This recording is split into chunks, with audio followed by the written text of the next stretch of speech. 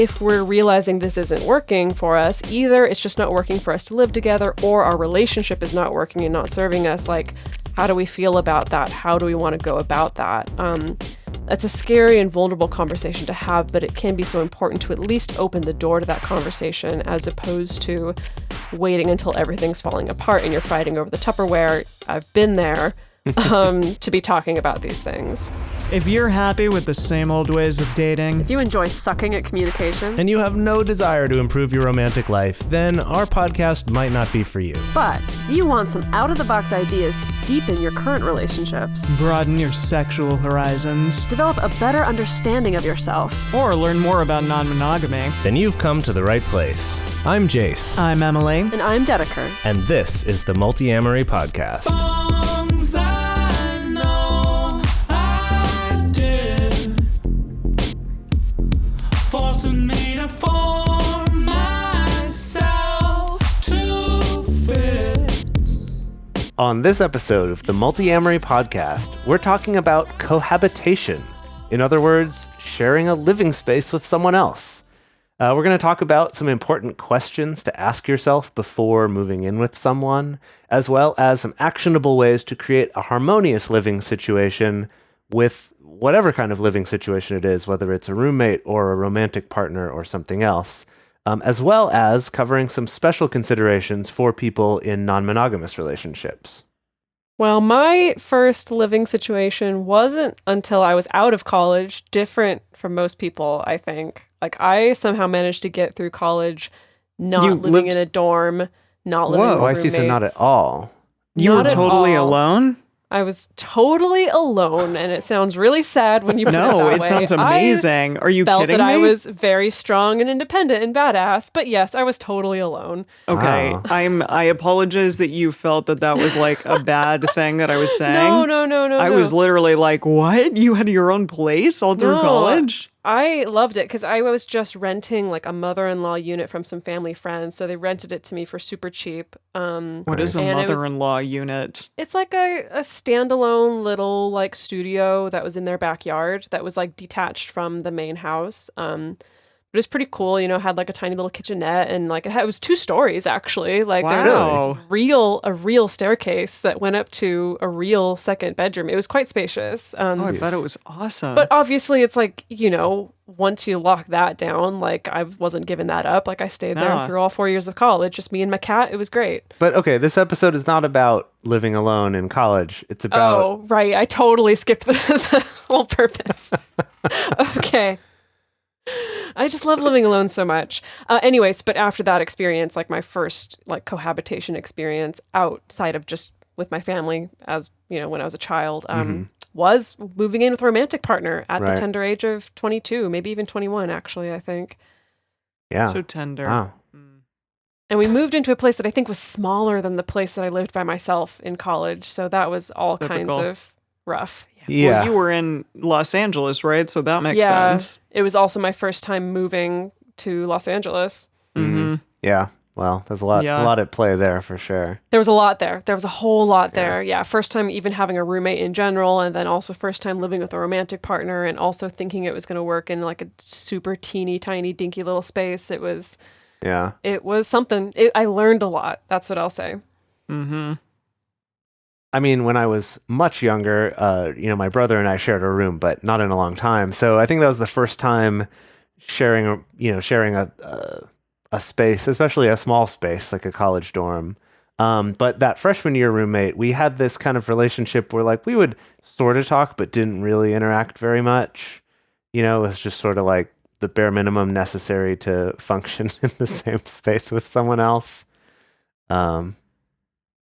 But yeah, anyway, and then had some other roommates in college, but then my senior year is when I moved in for the first time with a romantic partner. So that definitely was a very different sort of thing. Like that, at least for me at the time, like I thought about that very differently than I had with living with roommates and things like that.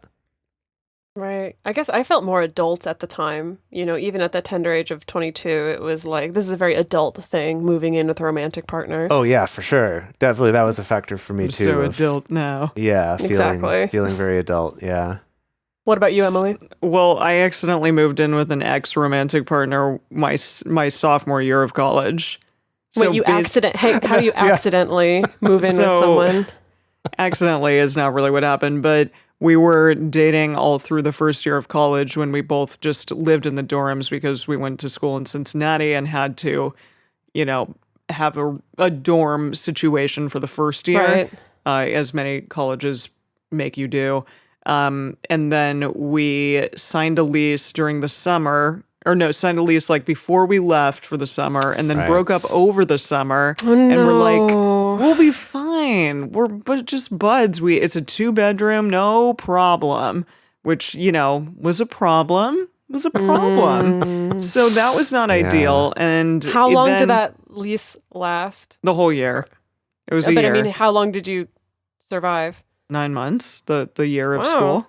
Yeah, Oh, I mean, we wow. stuck it out. It was not pretty, but we stuck it out.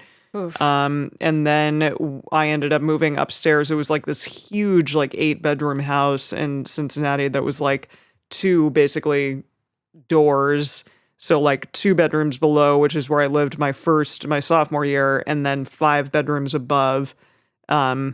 I guess that's But with like separate bedrooms, not entrances, 8. is that what you're Yeah, saying about the 2 doors exactly. things? There were only Yeah. 2 doors in the entire house. It really made things difficult.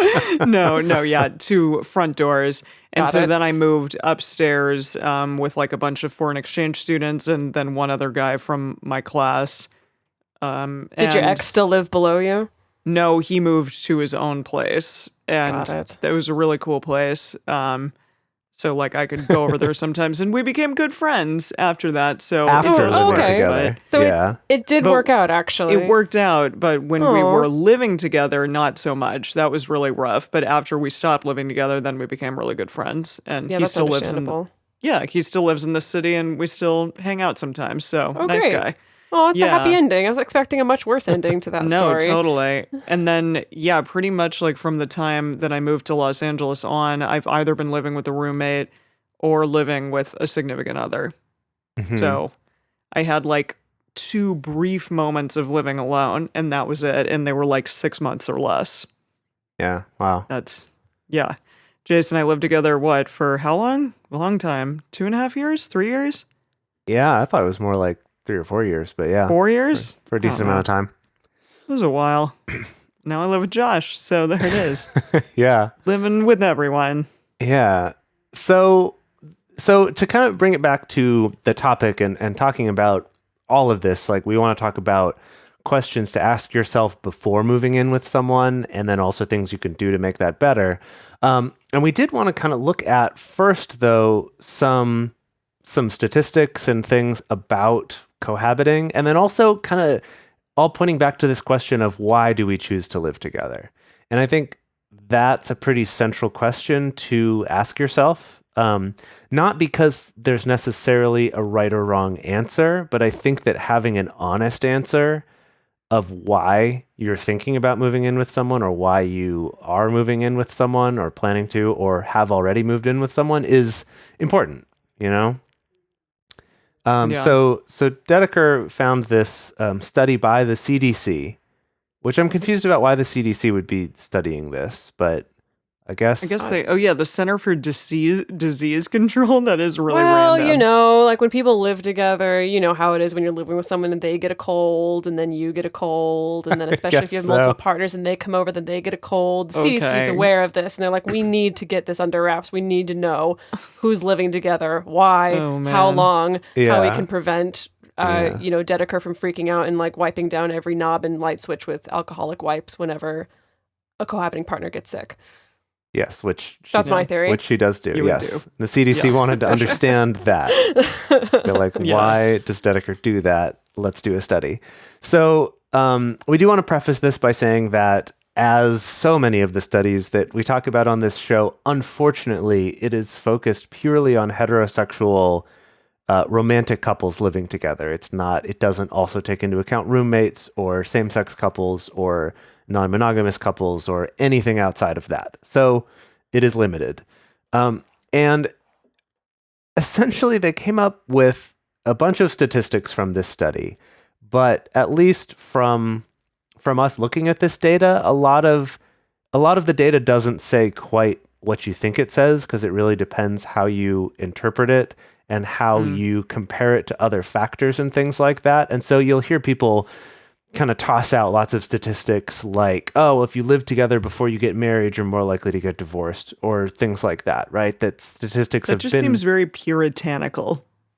Right. And the thing is, if you look at the numbers, you go, yeah, okay, that checks out on some of these studies, but it's leaving out a lot of details and a lot of factors and things that go into that. But one thing that we did notice about this that is kind of relevant to what we're getting to about this question of why we move in together is that one of the big takeaways is the fact that people who choose to cohabit without getting married first are more likely to be economically disadvantaged than the people who do get married first.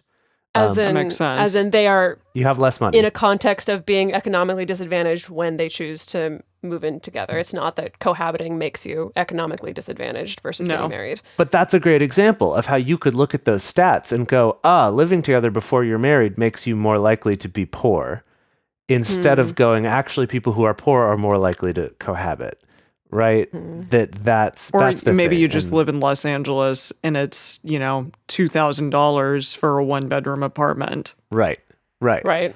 Yeah, and so all of these are factors in terms of these changes too, that there's things like the fact that housing costs are much more expensive now relative to inflation than it was for previous generations. So if we're looking at younger people or older people who are now looking for a new place to live, or their living situation has changed, it is a lot less feasible to live on your own. And then that on top of the fact that more and more people are living in cities rather than rural areas, which also makes that price go up.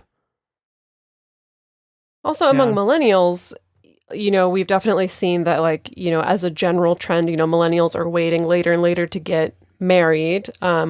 Also, Or the not divorce at rate all. or not at all. The divorce rate among millennials is also significantly lower than it's been in previous generations, previous decades. However, they are looking at the fact that millennials are much more likely to also have gone through an experience of cohabiting with a significant other before getting married, either to that same significant other or to someone else. And so it is kind of like, while our parents' generation may have gone through the quote unquote starter marriage, and then to the next marriage, that I feel it seems that among millennials, there's much more likely to be a chance of the quote unquote starter marriage was that first cohabiting experience. Or the That first several didn't hap- cohabitings. Or the first several cohabitings, Yeah. because outside of, the legal ties that come with marriage, on the surface, choosing to cohabit with a romantic partner, it carries a lot of overlap with our traditional image of marriage. You are figuring out the living space and sharing possessions and starting it's like marriage without the strings attached to a degree. Without Because some you of sort the of. strings. Yeah. Well, Yeah. but you don't have the financial and legal ramifications that you would if you were to sign a marriage certificate. Yeah, not in the same way. It's like yeah. it's like marriage light a little bit maybe. Yeah, for some people, I think it is kind of like a marriage light. It is weird for me to look back and think about, the partners that I lived with. And I only technically have 2 experiences of long-term cohabitation with significant others. And it is kind of funny for me to look back and think about if this was 30, 40, maybe even 50 years ago, that these would have been 2 marriages. 2 different marriages right. that I would have had, and then divorces, and then Yeah. and then I just shudder, and then I can't get to sleep, and I stop thinking about it. Gosh. And then you travel the world and get rid of all of your possessions and are like, nope, not doing that again. Oh, boy. Basically. But so the reason why we felt like it was interesting to bring up this statistic about people cohabiting without being married are more likely to have lower income, that I think that is an interesting thing to think about in that question, because I feel like, correct me if I'm wrong, but I feel like if I went into a room of people from, their 20s through their 30s, maybe 40s, and said, show of hands, who has moved in with a romantic partner where saving money was a significant portion of that decision to do it. I know my hand would go up, and I feel like a lot of other people's would too. Do you guys, you feel like that makes some sense? Well, yeah. I mean, when you and I, like, Jase, you and I each had our own studio apartments. Right. For like I had my own for a 6-month period, and you were over at my place every day anyways. So, and I was paying like $1,300 for this freaking studio apartment in Studio City. And it was like, why am I doing this when this person is already over here and we could get a way sweeter place and split it? And so that's exactly what we did. And it makes a lot of sense. Yeah. Well, it does seem that, with rising housing costs just being ridiculous, both the cost of purchasing a home or renting a place, that it makes sense that the pressure on that does increase, right? And so it does become more and more, economical, or it makes more and more sense to choose to split the cost of that, either with a significant other or with a roommate as well. Well, and that's the funny part, is that I feel like when I say this about like, well, saving money is a significant portion of your decision to move in with your romantic partner, I feel like people get a little uncomfortable with that. And they're like, I don't know if I want to understand people getting uncomfortable with that. But then you say, like, why did you move in with a roommate that's a platonic roommate? And you ask the same question. Everyone's like, of course. Why else do you have roommates? Right? I mean, not always, but for most people, it's like, yeah, of course. And I think that's worth examining. Yeah. That's worth examining. Like, why?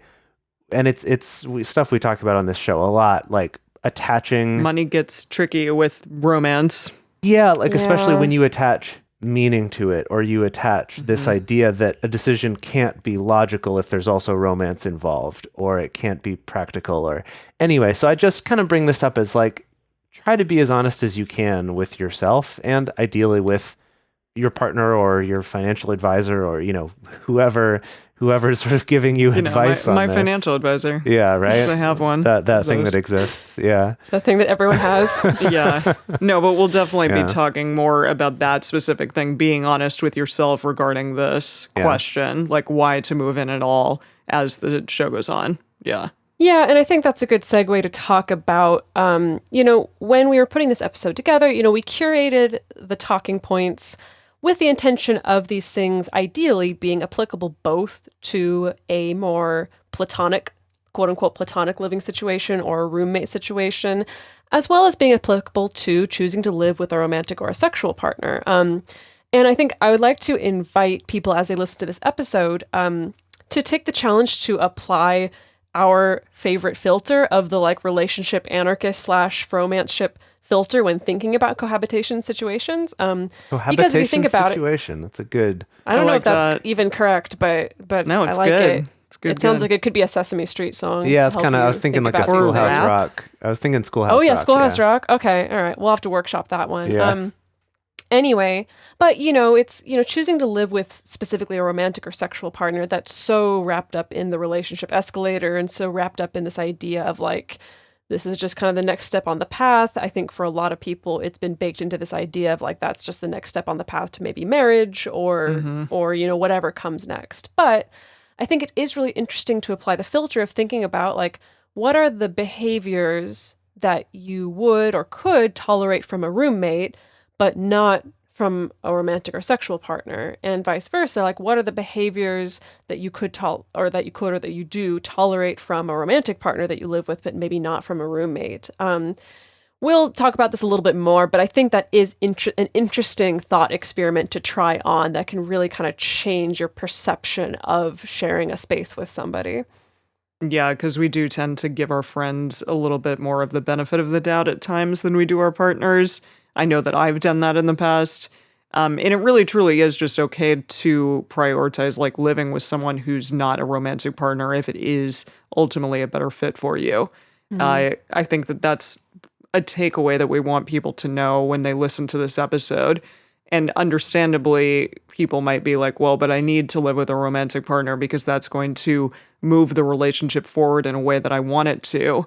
However, if that's not serving both of you, then we urge you to maybe reconsider that. And there are a bunch of reasons why. But okay, in terms of, Dedeker. Yeah, I just wanted to jump in on that just to, because I think that, there is this growing trend of couples or married couples who choose to be together but live separately.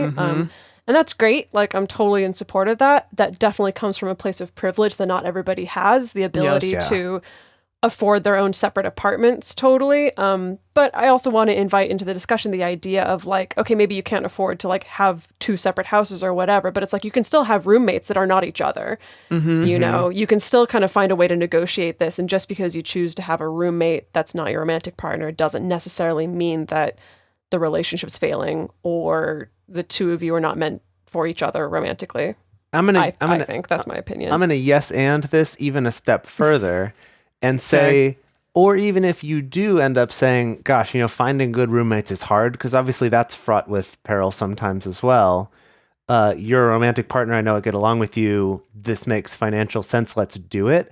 I would actually argue too that just admitting that and understanding the fact that we're doing this not because we have to in order for our relationship to be real, or that this is something we always have to do, or else it means we don't love each other, rather than attaching that meaning to it, that if you were more honest about, yeah, this is going to save us money, this is practical, and by approaching it that way, I actually think you could set yourself up for a better, more romantic, more fulfilling, more communicative relationship that way. So that's I'm throwing that out there. That's my hypothesis. I like it. Yeah.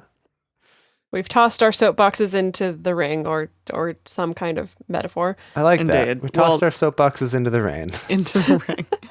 Okay, let's get into the actual listicle part of this conversation. We have a couple. And the first list that we're going to talk about are the questions to ask yourself and the conversations to have before moving in with someone, with a partner, with a friend, with a random person, anyone. So the questions to ask include, do you get along with this person?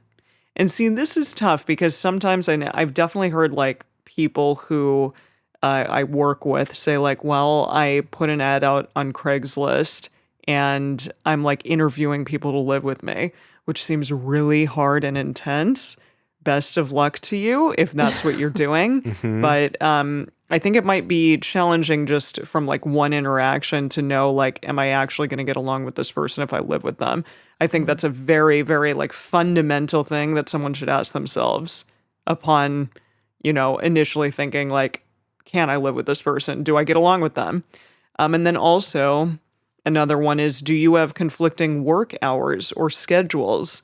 Does someone work a 9 to 5 and the other person work a night shift? Are you like ever going to be able to sleep? Because one person is up, you know, all hours of the night and the other person is up during the day when one needs to sleep. Things like that. Just do the schedules, are they hugely conflicting and therefore cause like major disruption in our lives? I think that's also a good conversation to have, even if it's with someone that you're much more intimate with, such as a romantic partner. Because I found definitely when sharing spaces with romantic partners, like I will assume that I know this person's schedule in and out, and I'm like, yeah, they work on these days, and then they're usually home around this time. But so many times it's not until you're living with them that then you realize like, oh wait, there's this thing, or wait, they actually get up at like 6 a.m. to do this, or in the case of anytime I'm sharing a space with someone, it's like, well, I need to have a private room in order to do client sessions. So if there's not a private room, out of the apartment. I need to kick them out, you know, and it's, for some reason, these are also always things that slip my mind or slip the other person's mind until we're actually in that space. So I can't even tell you how many times we've been in a space and it's like, oh, this place is nice, this will totally work. And then it's like Dedeker says, I have a client coaching call at 7 a.m. tomorrow. And I'm like, oh, get out. Right. I need to go find someplace to be for an hour or two. I need to wander the streets of Tokyo when nothing is open at 7 a.m. As a vagabond. Sure, nothing opens before like 11 a.m. in Japan. Yeah, there you go. Anyway, a little bit of a tangent. But but to be fair, Jase, like we have, and with my partner Alex as well, we have definitely learned now that, for instance, if we're staying in a friend's place together or if we're booking an Airbnb together or something, that we're like, okay, this is something we definitely need to pay attention to because we burned ourselves too many times not paying attention to that. Yeah. Yeah. And that for us, it's now a regular part of our radar is talking about upcoming travel plans, where we're going to be staying, and do we have separate workspaces? Can we, or some other way to to give Yeah, that or can sort we of hack space. together a separate Yeah. workspace? Yeah. Yeah, Even or- just like, oh, yes. No, I was just going to say, or like having a convenient other place to go during that time. Yeah. Right? Yeah. I mean, I often work at night for this show where my partner has to, be in a different room from me, or he has a 9 to 5. So we have to kind of work that out because often I will be working nights and that sometimes can be challenging. So yeah, all of those things are a consideration. What are Right. some other ways? So that's work hours and schedules and just kind of being very real about other parts of your schedule that might not be so obvious up front. So the third one here is about, do you have conflicting social lives? And this doesn't mean like one of you's a Montague and one's a Capulet or something like that. But it could mean that. Can you imagine? It could mean that. But we decided to live together anyways. Yeah, one's a jet and one's a shark or something, and you can't have your friends Whoa. over at the same time or they stab each other. Hate that. I know, right? No, what we mean here is, for example, this, again, roommate, partner, friend, whatever, that one of you loves having people over. Like you love hosting, you love having people over, you want to have this like open door policy of like people can always come into my space and like that's what I love my home to be. And then the other person could be someone who's like, my home is my cave, like my sanctuary away from people. Like this is the place I want to be and not deal with anyone. Obviously, those two might have a harder time being compatible, right? That's something to talk about and to figure out, ideally beforehand, before all of a sudden you moved in and you thought you had this peaceful little apartment, and now all of a sudden there's people over all the time and you're hating it. Or on the other side, you might be disappointed because you're always having to shush all of your friends that you want to have over because your roommate You're is super introvert. well, because your roommate's a loser and they don't want your friends over and they don't want to be bothered, right? Okay, Whoa, I'm just bro. going to speak up in defense of quote unquote losers Yeah, who I are don't- introverts. That's Because also I see you subtweeting me right now, Jase. I'm actually Okay. not. I feel like I'm usually the one who's more on the side of like, can we not all be the so only loud right now? time when Dedeker has ever like rained on my parade is when we were on tour and she really wanted to leave when I wanted to karaoke some more. Yeah. But she had a good point because I Yeah. was super hungover for the next day of our tour and I fell down a hill. Yeah, I remember that. That was terrible. Okay, so the moral of this story is listen to Dedeker sometimes, even Right. if you think she's being silly and not social. But right, do you have conflicting desires for your social lives? And yes, this Yeah. is a good thing to think about and to address. Next one is this person financially reliable? Yikes. Yeah, that's a big one, Yeah. but a Yeah, very that's important tough. one. Well, it's also okay. I guess I'd want to dive into like what counts as reliable because that Sure. may differ for different people. What counts as being Yes. financially reliable? I feel like, 'cause though, I don't think. Yeah. I feel like in this context, though, it is a little more clear cut. And what that means is, do you really evaluate that this person is financially reliable enough that they will pay their part of the The rent. rent or mortgage and utilities and like other costs associated with living here? Because the truth of the matter is, if you both sign a lease, your roommate doesn't pay their rent, you either have to pick up that slack and pay it yourself or take a hit to your credit and potentially have collections come after you, because the lease agreement doesn't say they pay half, you pay half. It just says you both owe this amount of money. So this is a Has very that ever happened to any of you? I have picked up the slack for partners who couldn't pay I've- rent sometimes. Yeah, I've Yeah, I picked know up you the have. slack. Yeah. Yeah. Yeah. And I'm sure. I guess I was asking about the I'm collections sure thing. I've been on the Thanks. receiving end of someone picking up the slack for me for rent. But it's Sure. never gone that far as in Yeah, that's a big collections. That's a big deal. Had some late rent payments for Yeah. sure, but But anyway, that is a serious thing to think about, right? Is Mm-hmm. I feel like sometimes we just assume like, oh yeah, they're always going to pay their half of the rent. But think about it. Ask that question. and it's also I think it's the kind of thing where it's not that it's necessarily good or bad. It's just like have the awareness that like you may be in a situation where you got to cover for someone else, Yeah. and I think actually like it's good, especially with a romantic partner, to just have that conversation of like, what are we going to do in the situation where maybe one of us can't pay our portion of the rent? even if you're from the assumption of thinking like, oh, that's never going to happen, but at least, ask the question and talk about the feelings that come up around that and things like that. Yeah. Yeah. So another conversation to have is, do your housekeeping styles mesh or are they in conflict? What's kind of the level of cleanliness that you're comfortable with, that your partner's comfortable with? I feel like this can also be a good segue into a deeper conversation of like, what was kind of the housekeeping style of like your family of origin? And, what feels the most comfortable to you? And again, I don't think that it's necessarily a case of like, if one of you is, a very, very clean, tidy person, if one of you is Marie Kondo and the other one of you is not Marie Kondo, the opposite of Marie Kondo. Yeah. I don't think that necessarily means you can never live together. It is going to be a deeper conversation of like, is there a compromise here? Personally, I lean more on the Marie Kondo side, and I'm trying my best to kind of let go of some of that and be more relaxed about when things are out of place. None of us will be able to put the dishes in the dishwasher as well as Jase. Gosh. Yeah, you're never going to live down that dishwasher thing, Jase. No, let's move on from that. No, okay. I do want to say though that this is something we're thinking about too. That even if you both consider yourself to be relatively neat people, it's different when it's your clutter or your misplaced things compared to someone else's. And just true think about that. Yeah, true that. Yeah. Okay, what's our last one for this section? And then our last one, very, very important.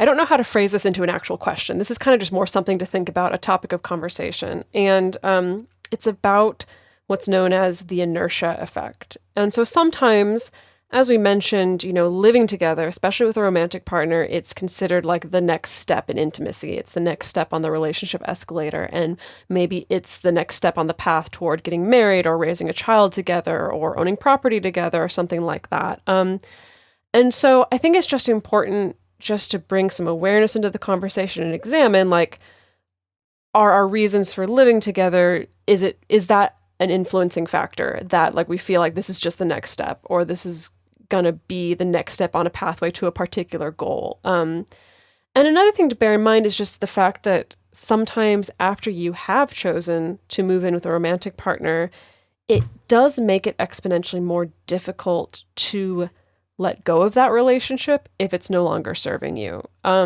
Because for, all the reasons we've talked about previously on this show, it's like fear of change and being comfortable and maintaining the status quo.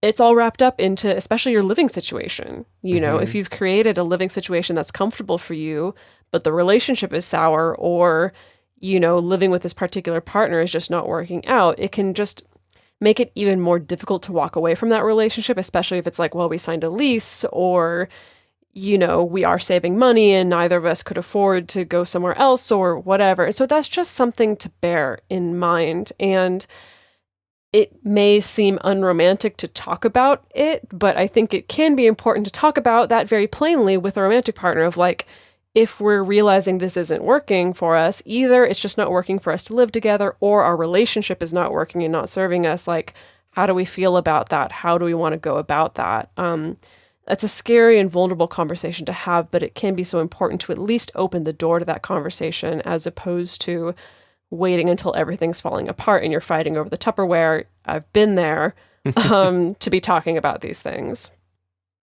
All right, so once you have asked yourselves those questions about, can I do this? Is this a good person to move in with me? Am I a good person to move in with? Once all of that has happened, I'm sorry, I've never asked myself that question, and that's Maybe I'm all sure, kinds of uncomfortable I'm sure you're questions. like, I'm amazing and I'm such a good roommate. No, No? that's Okay. incorrect. Ooh. No, it's fine. So once that happens, you have some actionable steps that you can take for being a good roommate or for cohabiting with a significant other. And the first one is to establish some sort of code of ethics within your household. So what that means is just probably sit down with your roommate or your significant other and have a really intentional discussion about your boundaries, about just things that you are comfortable or not comfortable with in terms of like running a household, being in a household together, It's a time to compromise, but also a time to potentially put some of this in writing. Maybe put it on your refrigerator. Maybe just have it in writing because that's better sometimes than just like nebulously saying something out loud and then forgetting about it later. So I definitely encourage people to like actually write out sort of a code of ethics, if you will, for what your household is going to look like, because then you can refer back to it as time goes on and then really be like, okay, listen, like, I am and I'm not okay with these things. Like, let's work on that a little bit here. Even some sort of like a household radar, I think would be a great way to do Yeah. that. Even I've if you heard didn't of people do it, asking me regarding that. Yeah. yeah, even if you didn't do it as often, but of something like maybe Every 6 months. yeah, every 3 months, every 6 months, whatever, we'll have a check-in so that there is that opportunity to bring up things like, oh, well, actually, it always kind of bugs me when coats get hung over the back of chairs. Like, that's something that bothers me.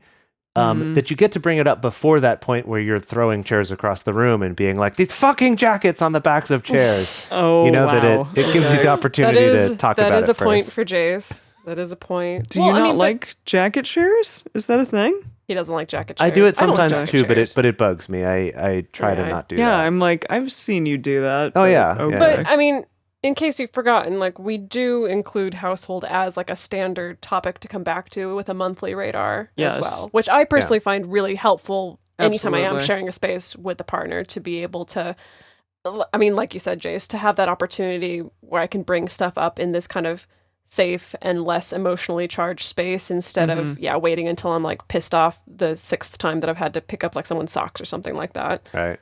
Yeah.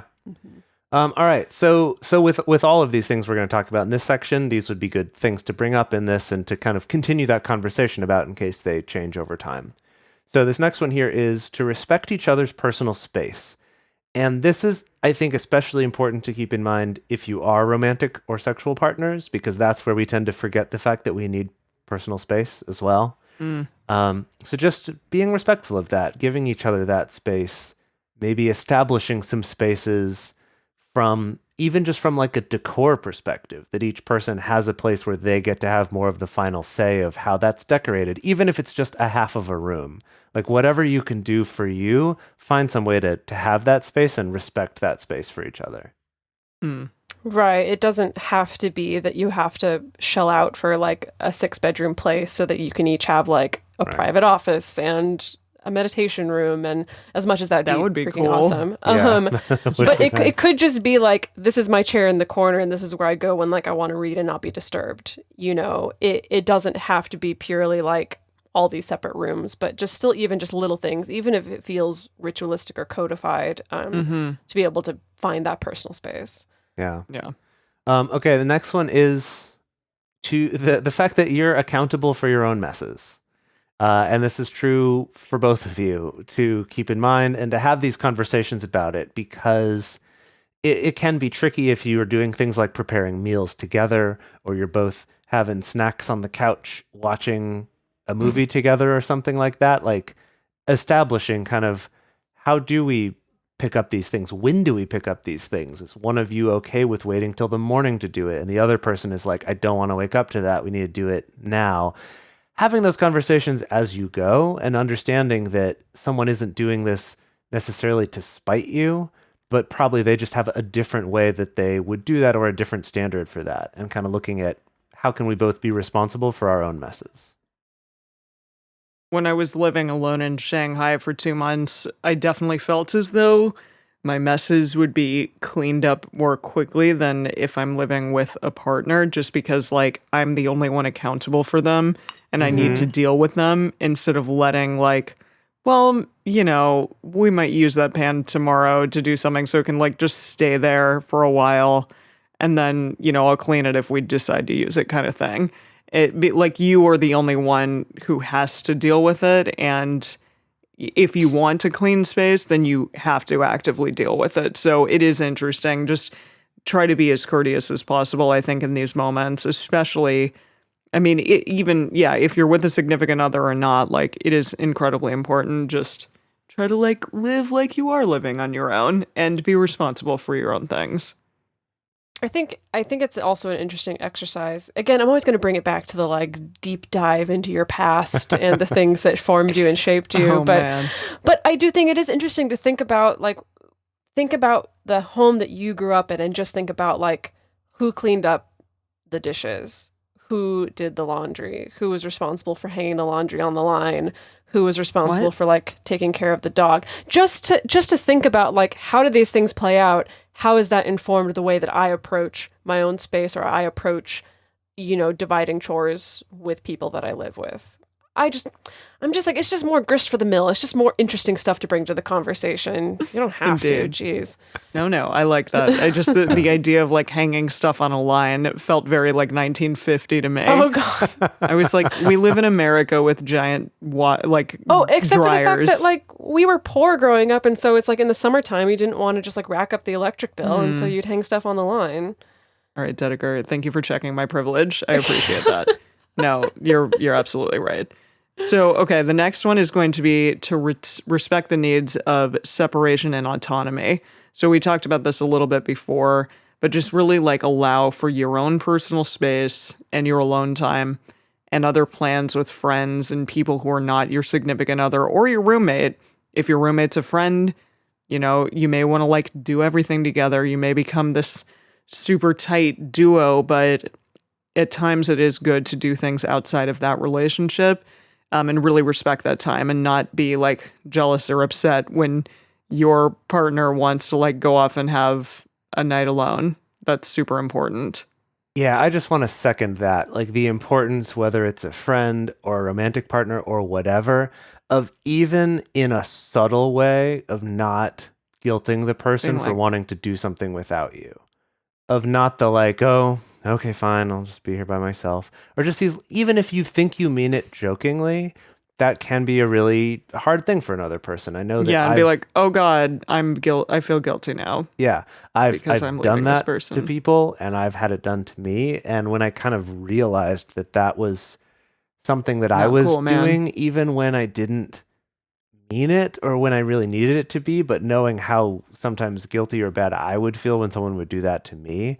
Really, so just, yes, like really respect that time and encourage that time. Honestly, like for me now, especially with romantic partners, I'm like, they want to go do something on their own. I'm like, yes, definitely. You go do that. That's awesome. Get out of here. Because I know that the quality... I don't want to see you. No, because I know that the quality of the time that we spend together and their mood and both of our well-being and our relationship gets better when they do that and when I do that. So I'm like, I try to make an extra effort to be encouraging of that and supportive of that rather than falling into that habit of like, okay, I'll be by myself. Even if I might be a little bit like, oh, dang, I did want to hang out tomorrow. Still just be like, yes, definitely, because I know that in the long run, that's better for both of us. Yeah, that's great. The next one is to try to deal with issues quickly when they come up. Don't let them fester. And Dedeker, you kind of touched on this before, like with the hanging the coat over the chair thing. Mm-hmm. Like, if it does kind of irk you when somebody does something in a household capacity, bring it up. Don't just be really angry about it and then all of a sudden you like blow up and say like, how dare you do this thing? Just bring it up in the moment and be like, hey, I'm not super okay with you leaving dishes in the sink all night long for like multiple days at a time. Do you think maybe you could just do a couple at a time or get them done right now? Or maybe plan a time to meet and talk about it. Yeah. To avoid having to have them be like, I don't know, I can't talk about that right now. Or like, I'm in the middle of something. To be like, let's set a time and have this conversation then. You know, totally. This idea of like, let's work together to make this good for both of us rather than you need to do a thing for me. Yeah. You're a bad person because you let the dishes sit. Right. Yeah. Yeah. So the next one is, I think this applies often to a situation when you're living with a platonic friend or someone who's not necessarily a significant other, but it could apply to them as well. And especially if you're living with multiple roommates, not just one other person. But, do your best to avoid gossiping or kind of sharing the personal details of the person that you are sharing a living space with. Because to a certain extent, it's like when we come into our homes, we do expect a certain modicum of privacy.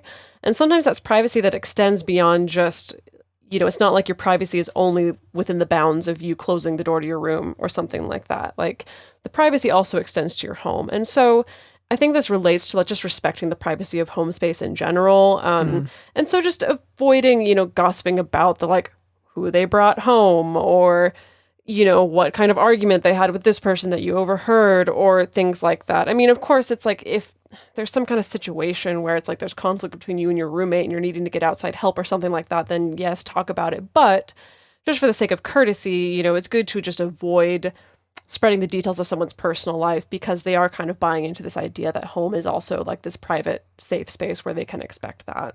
And moving on to the next one, related to some stuff that we talked about earlier is sit down either with your roommate or your nesting partner or romantic partner or whoever and have some intentional discussions about the home environment that you want. Like what's the kind of feeling that you're looking for? What's the kind of decor that you're looking for?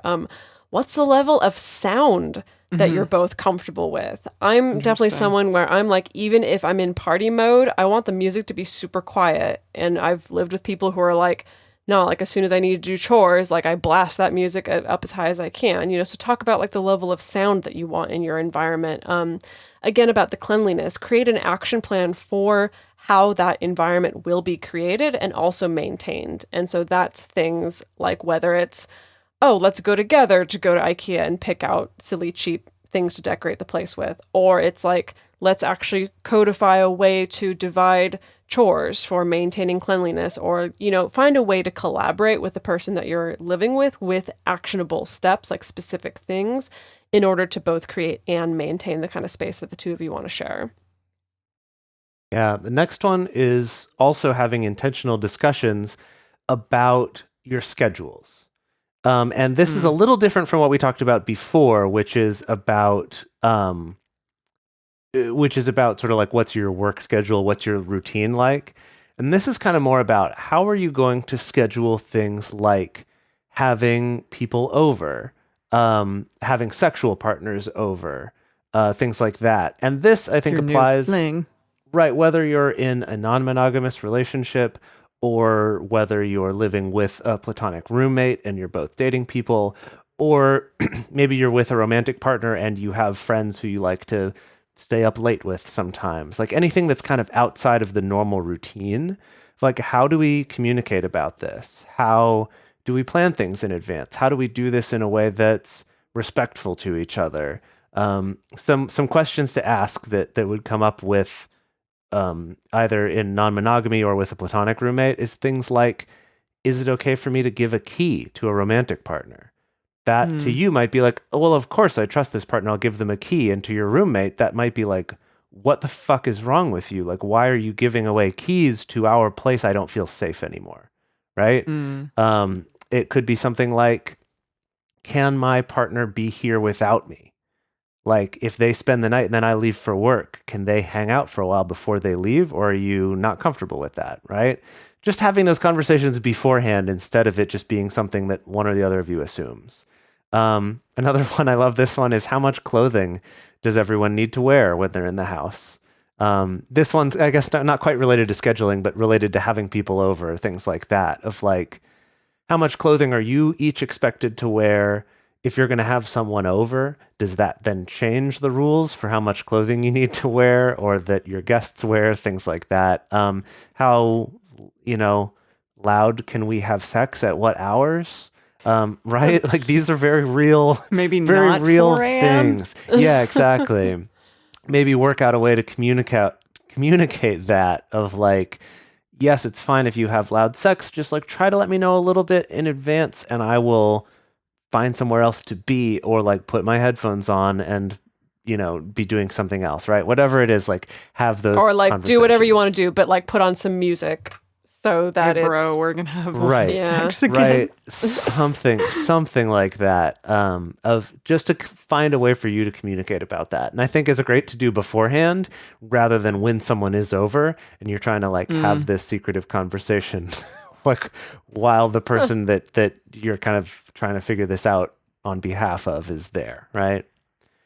Okay, next one, last one in this list of actionable things for being a good roommate and for cohabiting is seriously, I'm going to say it 3 times. Seriously consider before you combine finances in a permanent way.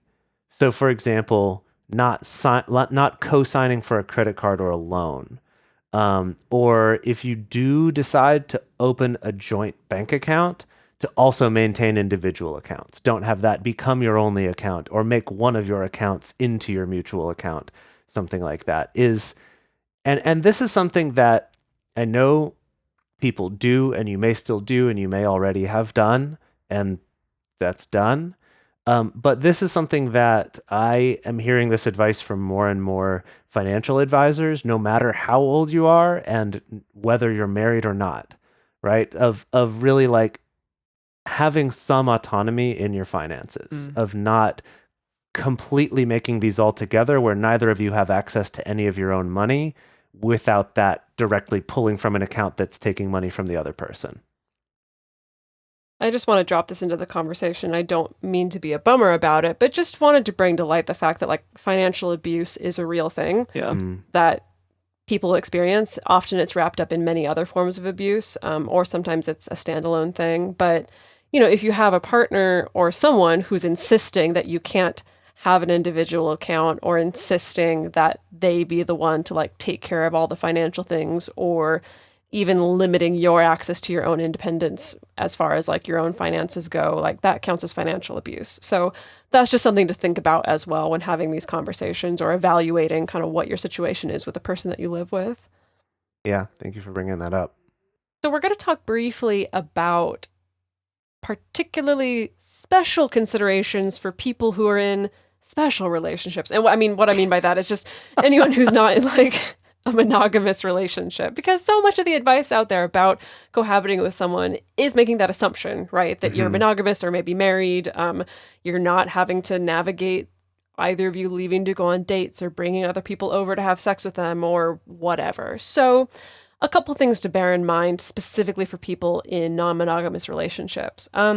We've talked about this on episodes before, but specifically like the bed.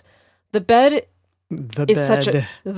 our bed. Yes, it's a charged thing, the bed that you share with someone. And there's definitely a lot of potential conflict that I've seen arise around how you feel about your partner sleeping with someone else in the bed that you share. Some people don't care, some people think it's hot, some people are really turned off by it. So that's definitely going to be something, again, ideally that you discuss before sharing a space with somebody if you can. Or if you're already living with someone and you are choosing to open up or explore non-monogamy, have a conversation about it before it happens. You know, some people, if they're able to have a guest room or a guest bed, sometimes they find that's just the easiest solution, is just like, well, whatever, like anyone new that we bring home, we, you know, sleep with them in the guest bed, and then we kind of keep those spaces separate. Obviously, not everybody has access to a guest room or a guest bed, and so sometimes it does mean that you're going to have to negotiate.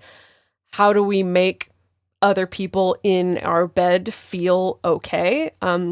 Some people do make the decision of like, we just don't bring anyone home to be in our bed, which works for some people, but doesn't work for other people. I feel like some more people often decide, that one doesn't become sustainable. Yeah, That's a more hard often. one to keep going. Yeah, it does become hard to maintain for people, especially if people are seeking out like more in, you know, emotionally intense long-term relationships. Yeah. Some people just decide like, great, you know, have sex with other people in our bed, but just please change the sheets before I'm sleeping in it again. Or sometimes it's about like, I'm okay with new, like people I don't know sleeping on my partner's side of the bed, but not my side of the bed.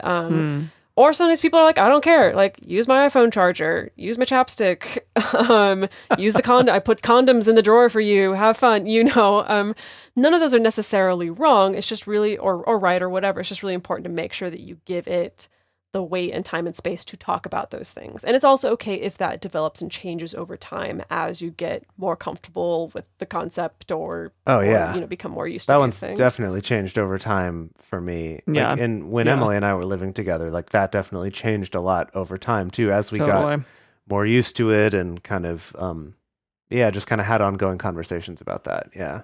Yeah, absolutely.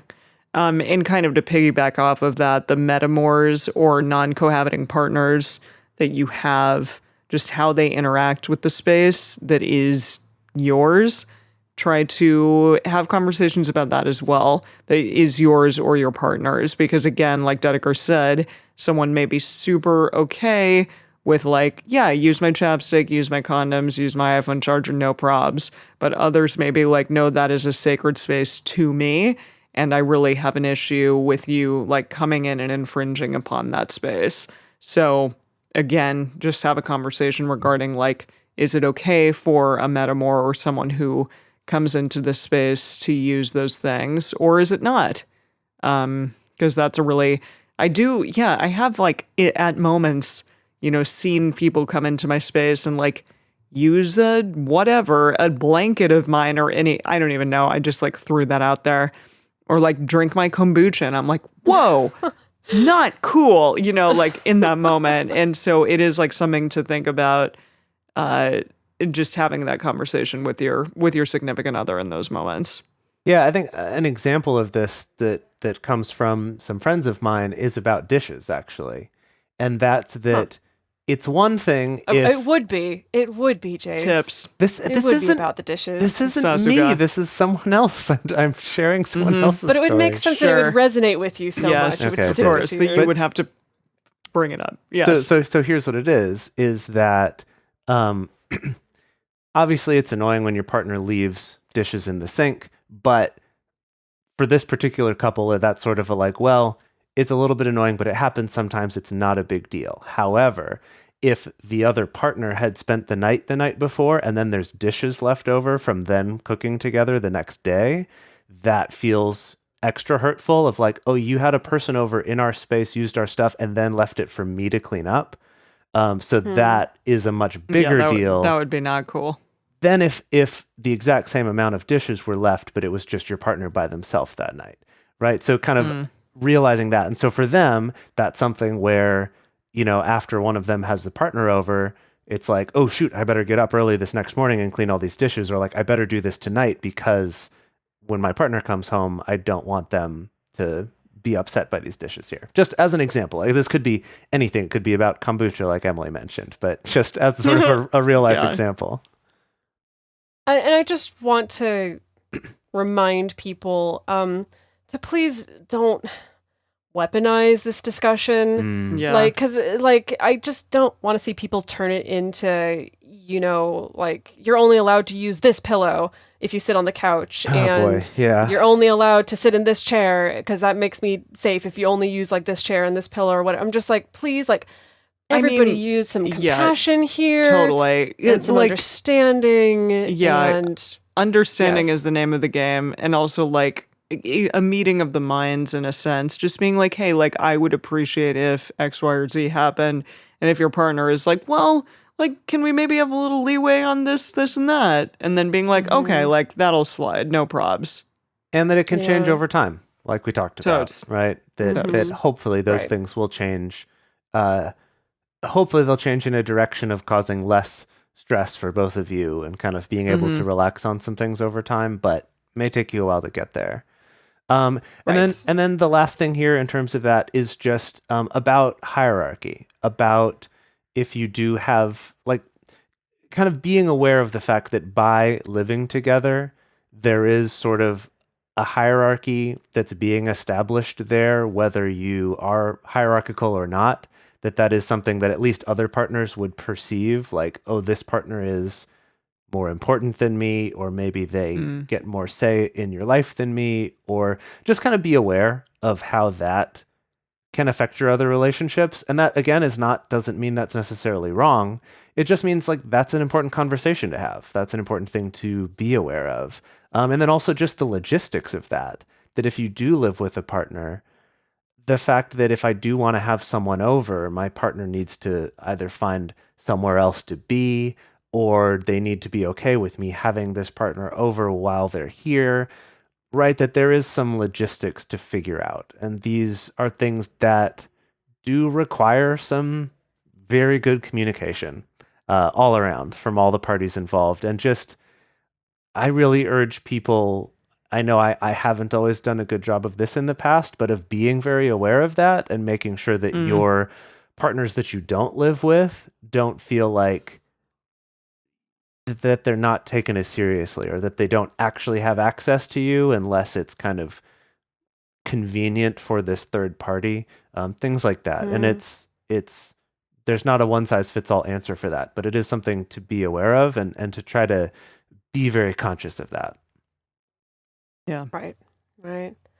So, gosh, we've covered a lot of ground here. I feel like, there's such a wide variety and potential of so many different possible living situations. We don't want people to think that it's either a platonic roommate or a romantic partner. Like, you could live with multiple romantic partners or multiple roommates, or by yourself, or, spend part of the year living with one partner and then by yourself. Like, there's such a wide variety of ways. And so, of course, like, we're not going to be the experts on like every single possible situation. I can guarantee we'll get an email of someone being like, but my living situation is this. What do you suggest for that? And so just bear that in mind, kind of take these principles and see how they fit with the situation that you yourself find yourself in.